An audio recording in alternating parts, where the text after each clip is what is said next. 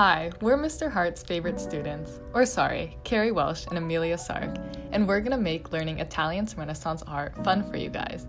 Instead of sleeping through his lectures, you can watch this. The Renaissance was a period of cultural and artistic rebirth that spanned from the 15th to 17th century. Italy is often regarded as the birthplace of the Renaissance, more specifically Florence, which was home to influential patrons of the arts, the most notable being the Medici family. Massive patronage for the arts came from wealthy merchant families such as the aforementioned Medicis, who commissioned countless works from the great artists. There was a shift in artistic techniques that distinguished Renaissance art from previous periods. Compared to the flat and two-dimensional appearances of medieval art, Renaissance painting used 3D effects on two-dimensional surfaces to create perspective. The technique of chiaroscuro, the use of dark and light colors to create the illusion of depth, was also commonly utilized by Renaissance painters. Embodying the Renaissance ideal of individualism, this use of dark and light colors expressed unique individual characteristics and emotion onto the faces of the subjects. Developed by the renowned Leonardo da Vinci, sfumato was a technique of blurring and softening sharp outlines, which further added details to the subjects in the paintings. Renaissance sculpture was often freestanding and designed to be seen in the round. Strongly influenced by works in ancient Greece and Rome, many sculptures glorified the human body and portrayed nude figures. In Renaissance architecture, simplicity, symmetry, and balance were heavily emphasized, and like sculptures, reflected ancient Greek and Roman forms. The hub of the Renaissance in Florence was home to some of the most acclaimed artists, such as Filippo Brunelleschi. Considered the father of perspective, Brunelleschi constructed Il Duomo, the largest dome in Europe at the time. Lorenzo Ghiberti was another famous Renaissance sculptor, who was most known for his 2 sets of bronze doors in the Florentine Baptistery, which are considered a masterpiece of sculpture. Recognized as the first Renaissance artist to utilize a nude figure in sculpture, Donatello was famed for his bronze statue of David, which was the first since the Middle Ages. Sandro Botticelli was another famous artist in the Renaissance. His painting, The Birth of Venus, is a good example of humanism, as the subject is Venus, the Roman goddess of love. Venus stands in contrapposto, with more weight on one leg than the other. This is also humanistic, as contrapposto was used frequently by ancient Greek and Roman sculptors. In the 16th century, in what's known as the High Renaissance, the Center for Cultural and Artistic Achievement moved from Florence to Rome and displayed characteristics such as classical balance, harmony, and restraint.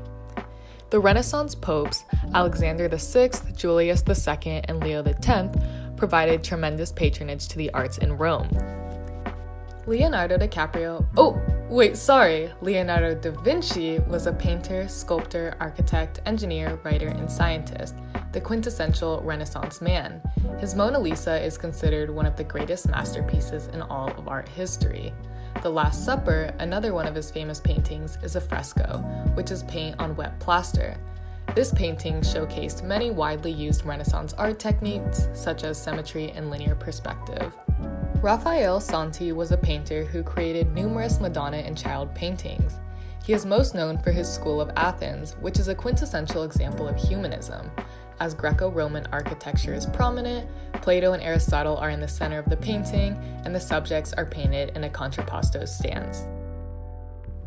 Michelangelo was an esteemed painter, architect, and sculptor. He painted the ceiling of the Sistine Chapel and designed the dome atop St. Peter's Cathedral in the Vatican, which is still the largest dome in present-day Europe. His famous sculptures, Pietà and David, are considered great works of Renaissance art.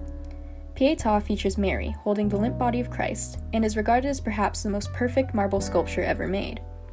David is a 17-foot-tall humanistic marble statue that highlights the glorification of the human body, contrapposto stance, and facial features that are individualistic and emotional. For viewer enjoyment, here's a rare picture of Mr. Hart admiring someone other than himself.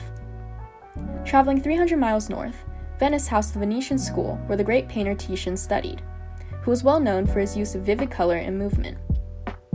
As the High Renaissance had taken art to perfection, Mannerism rebelled against the Renaissance ideals of balance, symmetry, simplicity, and realistic use of color. Mannerists' works often used unnatural colors, while shapes were elongated or otherwise exaggerated. The Renaissance had also expanded its influence north. Northern Renaissance art featured more detail, emotion, and thematic elements of depth. In contrast to the Italian Renaissance that used tempera, Northern Renaissance artists used oil paints more frequently. Jan van Eyck was the most famous and innovative Flemish painter of the 15th century. He was most noted for his naturalistic wood panel paintings, which incorporated religious symbolism. Ghent Altarpiece and Arnolfini and his wife are his most famous works, where you can see the incredible detail. Unlike typical Northern artists, Peter Bruegel the Elder was not influenced much by the Italian Renaissance. He focused on the lives of ordinary people, as seen in his works Peasant Dance, Peasant Wedding, and the battle between Carnival and Lent. Finishing up, we have German artist Albrecht Dürer. He was a master of the woodcut, and the first Northerner artist to master the Italian Renaissance techniques of proportion, perspective, and modeling. Some of his notable works include Saint Jerome, Night Death, and Devil, 4 Apostles. So that's all we have for you. We hope this helped you a little bit, and good luck in AP Euro.